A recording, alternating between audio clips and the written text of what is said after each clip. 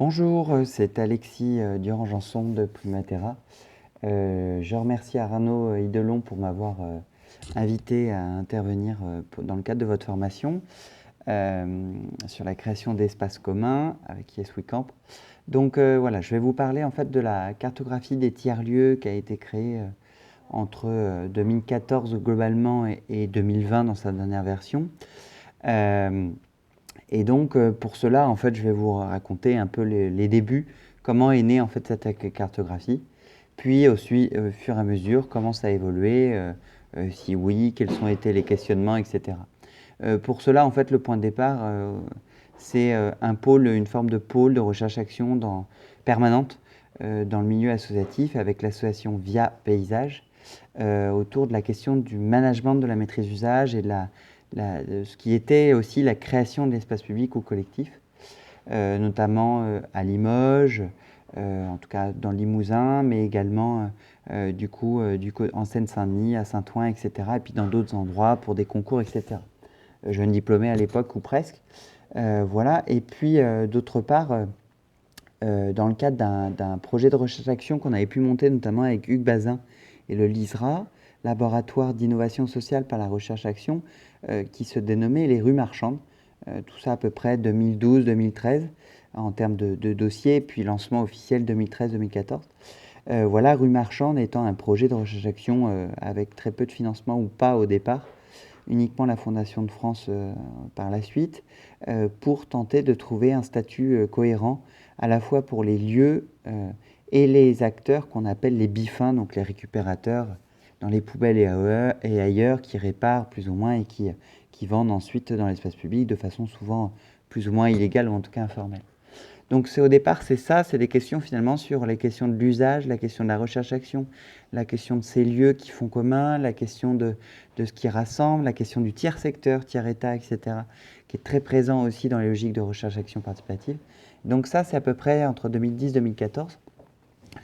Entre 2014 et 2015, en fait, je me suis retrouvé moi particulièrement au sein de Primatera, à accompagner en fait des projets qui s'appelaient pas tiers-lieux à l'époque, mais qui étaient en gros des recyclages de friches, tuileries, etc. Et donc avec des commandes publiques ou privées. Et donc en fait très vite je me suis retrouvé à travailler sur des dossiers pareils. Et au départ l'entrée c'était espace hybride, parce qu'il y avait cette relation entre tout simplement le virtuel et le physique, c'est le lieu physique, et tout ça se mélangeait, on ne savait plus trop où était la place de chacun. La question des communautés commençait à apparaître, mais c'était quand même assez timide. J'avais des amis qui avaient participé à l'aventure Silicon Sentier, donc autour des coworking très numériques à Paris. Voilà. Et puis une notion d'hybride, parce qu'avec mon parcours lié au paysage, lié à l'écologie, hybride c'est une plante dont la graine provient d'un végétal qui, au lieu d'être fécondé par sa propre espèce, l'est par une autre. Donc on voyait bien très vite déjà ce croisement entre les lieux, entre les fonctionnalités, les pratiques, les disciplines, etc. Et donc finalement c'est ce qu'on pointait du doigt à l'époque, qui clairement ne parlait pas forcément de tiers-lieux, parce que tiers-lieux, avec Oldenberg notamment, ou le tiers-espace de Hugues Bazin, était une dimension sociologique et d'un espace-temps donné et non pas d'un lieu donné. Le tiers-lieu, voilà, à la sauce Starbucks ou coworking, très vite a été récupéré. C'était clairement pas notre entrée. Et espace hybride, c'était l'idée de fonctions programmées préalablement, des usages programmés actifs qui vont se faire, et des usages spontanés passifs qui eux vont en fait se faire sans qu'on finalement on les installe, on les fabrique. Et donc l'espace hybride c'était ça, qui très vite en fait a donné cette cartographie dans laquelle on s'est dit c'est une cartographie bêta parce que par nature ça va évoluer, posture un peu d'anthropologie disant qu'en gros le processus est permanent, le décentrement est permanent et surtout impossible de mettre vraiment dans des standards. Et en se disant finalement c'est une couche, une partie en fait de ces espaces hybrides qui est social, qui est l'entrée sociale et donc l'idée de sentiment d'appartenance, qui va peut-être amener ces espaces hybrides à tendre vers des tiers-lieux. Notamment, vous le verrez dans la diapo qu'on avait pu faire en 2015 pour Niort Numérique et le cluster SPN, donc l'agglomération Niort et les professionnels du numérique en Poitou-Charentes, c'est que tout simplement, il y avait dans les espaces hybrides aussi bien le piano installé dans une gare à titre pilote, que des hôtels, que des nouvelles places piétonnisées, que la médiathèque troisième lieu, mais que finalement le tiers-lieu n'était pas partout dans ces espaces hybrides. Donc ça, c'est important parce qu'effectivement, ça va engendrer un questionnement aussi sur ce qu'on va y trouver dans cette carte. Parce que du coup, espace physique et espace digital égale espace hybride, dans lequel on a des couches physiques, virtuelles, sociales et culturelles, mentales. Et donc, le tiers-lieu, finalement, va être qu'une petite couche, mais moi, ce sera une cartographie des espaces hybrides. Et donc, en fait, on bascule d'une logique de contenu programmé à l'avance, des fonctions, des activités, etc., à ce qui va être généré par l'individu lui-même, par l'habitant, etc.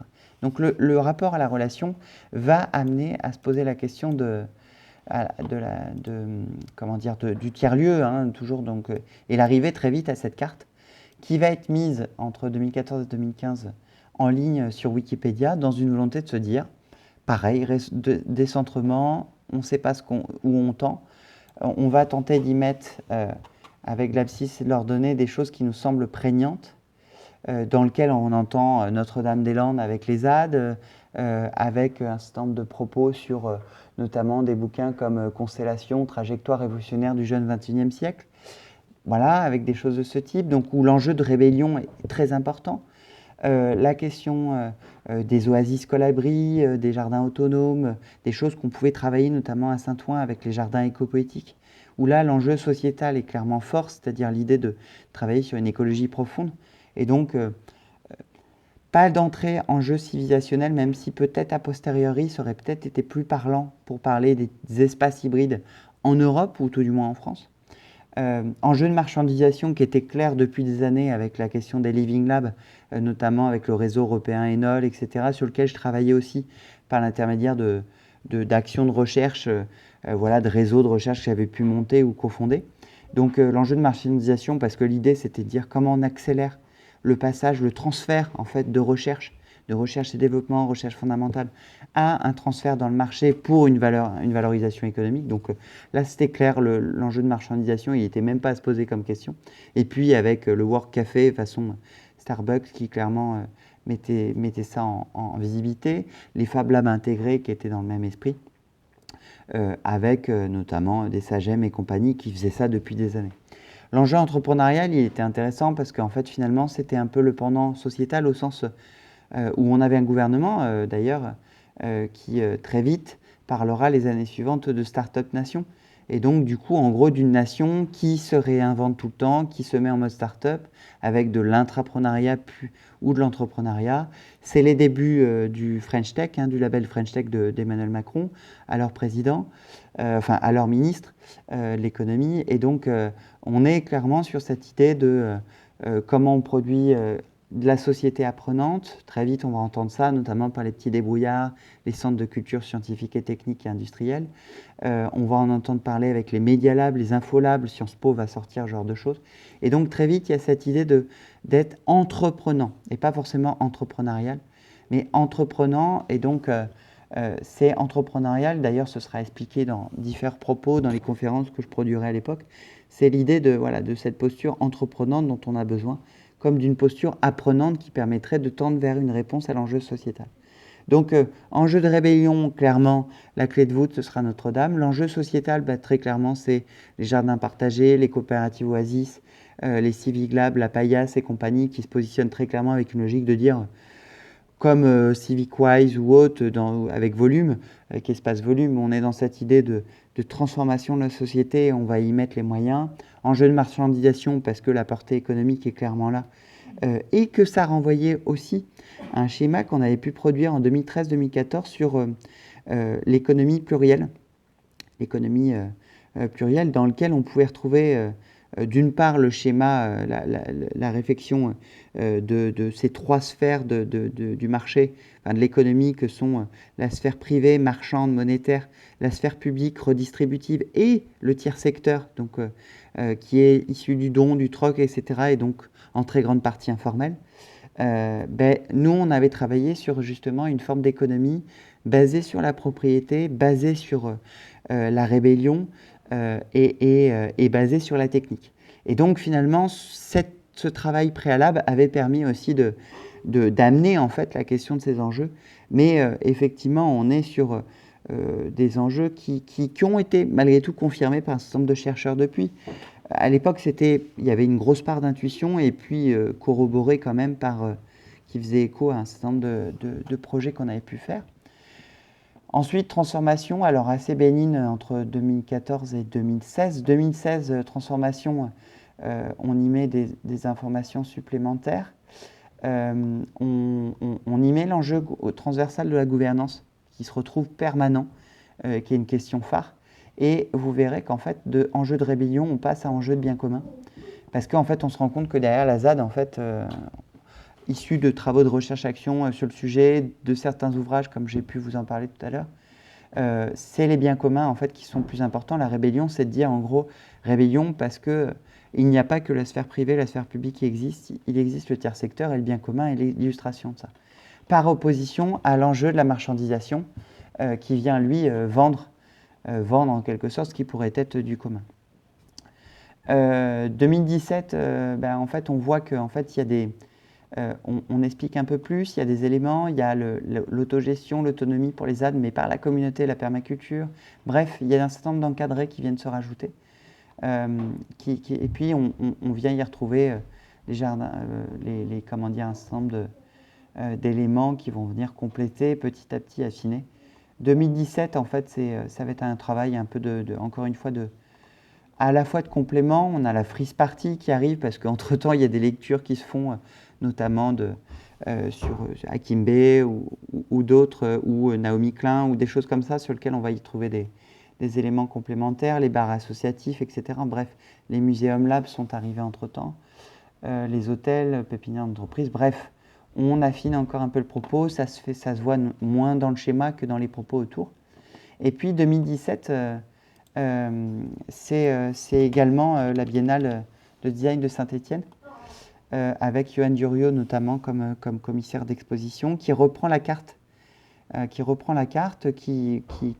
la valide en quelque sorte, et qui met des éléments complémentaires voilà, qui me semblent intéressants, qui enlève la gouvernance, qui se questionne, hein, mais voilà, qui redistribue peut-être un petit peu la façon de faire les patates, les agrégats d'idées. Et puis ensuite, entre 2018, 2019, 2020, on va arriver à une carte qui va être la dernière version, schématisée par le travail de Mathilde Cotta, qui est du coup collègue et cofondatrice de Primaterra.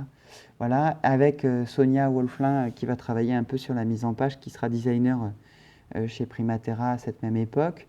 Voilà, on va travailler un petit peu sur la représentation singulière qu'on peut trouver derrière et un peu symbolique.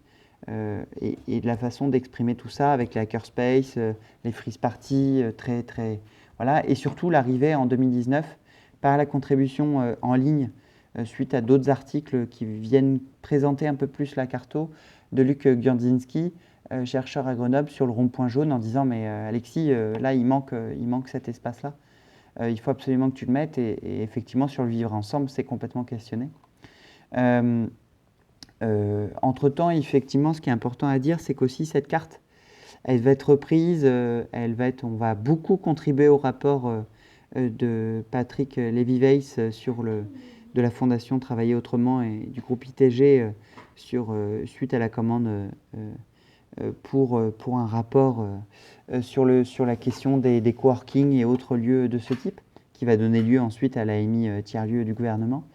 Voilà, donc du coup, une cartographie qui va apparaître aussi autrement qu'en schéma, mais qui sera à chaque fois reprise dans un certain nombre de thèses. On va être invité à un certain nombre de colloques scientifiques, etc. Alors qu'au départ, on n'est pas chercheur, hein, quand même, enfin en tout cas pas au sens académique. Et on a pu produire d'autres cartes depuis sur d'autres sujets, sur les acteurs de l'assistance à maîtrise d'usage, etc. Parce qu'en fait, cette façon de travailler pas à pas à l'avancement, avec une forme d'intuition, des travaux empiriques qui se croisent avec des travaux plus de recherche académique ou non, ou interne, voilà, fait qu'en fait c'est une mine d'or, c'est une façon d'avancer très rapidement et de produire du commun. et donc des communs aussi physiques, mais donc l'espace hybride est clairement là. Voilà, c'est tout ça à la fois. Et puis, bah, en fait, on va voir par la suite que des réseaux comme les tiers-lieux de l'Ardèche vont produire des réinterprétations schématiques avec les couleurs du lieu hybride, reprenant ça. À l'opposé, bon, on va avoir la coopérative tiers-lieu qui ne va pas le reprendre parce qu'effectivement, c'est un peu compliqué pour eux, et puis parce que on avait pu travailler avec eux, avec la région Nouvelle-Aquitaine, et on n'était pas vraiment d'accord sur la façon d'interpréter le sujet, parce qu'ils avaient une approche qui finalement, derrière la coopérative, était plutôt standardisante. Voilà, là où on est plus une ode à une éloge de la diversité. Donc tout ça, en fait, va générer finalement plein de récupérations, réinterprétations, etc. Mais je pense que l'élément essentiel, c'est que, c'est une cartographie des espaces hybrides dans lequel on peut retrouver la dimension tiers-lieu au sens communautaire du terme, sentiment d'appartenance notamment, donc sociologie de l'espace, et donc sociologie de l'espace hybride, et qu'à l'intérieur de ça, c'est finalement un outil de recherche-action pour produire du tiers-espace virtuel, notamment, et donc les rues marchandes, les jardins éco-poétiques de Via Paysage ont été clairement des moteurs de ça. Voilà en quelques mots ce que je peux vous dire sur la cartographie. C'était court. Voilà, si vous jamais bien sûr vous avez des besoins complémentaires, vous pouvez m'envoyer un mail à alexis, prima, prima, du 6, donc -o, du 6, terra, te2ra.fr. Voilà, et moi c'est Alexis Durangenson de Primaterra notamment. Merci et à très bientôt. Au revoir.